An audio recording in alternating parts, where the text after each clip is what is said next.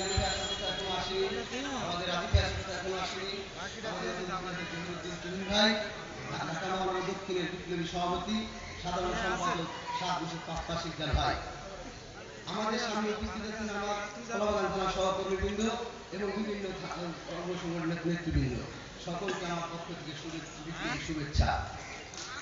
অনুসরণ মানে এই নয় যে আমি বক্তৃতা দিব, আমি পাঁচটা কথা বলবো তা নয়। বক্তৃতা আমার দিতে আসিনি, আমি শুধু দুইটা কথা বলবো আপনাদের সামনে। সেটা হলো অনুসরণ মানে সুশৃঙ্খল। 1980 আগস্ট এই স্বেচ্ছাসেবক দল গঠিত হয়। এই সংগঠন কিন্তু মানুষের সেবার সংগঠন, দুঃসময় পাশে দাঁড়ানোর সংগঠন। এটা আপনাদের মাথায় রাখতে হবে এবং সুশৃঙ্খলভাবে বসতে হবে, সবাই যেন ডিসিপ্লিন ঠিক থাকে, এটা আপনার মাথায় রাখতে হবে। আমি আমার এই কলাবাগান থানার বিপ্লবী সভাপতি মোস্তফা জামাল টিপু ভাইকে ধন্যবাদ জানাই, সেই সাথে সদস্য সচিব সুজিত খানকে ধন্যবাদ জানাই, তারা সুন্দর একটি কর্মী সম্মেলন উপহার দেওয়ার জন্য। আমি ছাত্রদল করেছি দীর্ঘদিন, ঢাকা মহানগর ভাইস প্রেসিডেন্ট ছিলাম, ছাত্রদলের প্রতিষ্ঠাতা সেক্রেটারি ছিলাম।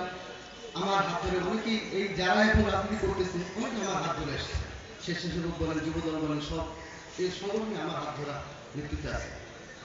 আমি প্রথম ছাত্রদলের সেক্রেটারি ছিলাম, সভাপতি রাজীব ছিল।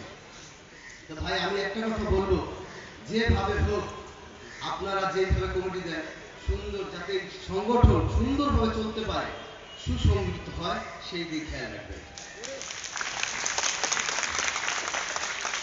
এই থানায় আমাদের অনেক নেতাকে হারিয়েছি, যেমন সিরাজুল কাকাকে হারিয়েছি, সে আমাদের একটি বটগাছ ছিল, সে নাই, তার জন্য আমরা শোক প্রকাশ করতেছি এবং তার রুহের মাত্রা কামনা করছে। তার সাথে আমি সবার জানাই অগ্রিম শুভেচ্ছা ও বিপ্লবী অভিনন্দন। এই বলে আমার বক্তব্য শেষ। আসসালামু আলাইকুম ওয়া রাহমাতুল্লাহি ওয়া বারাকাতুহু।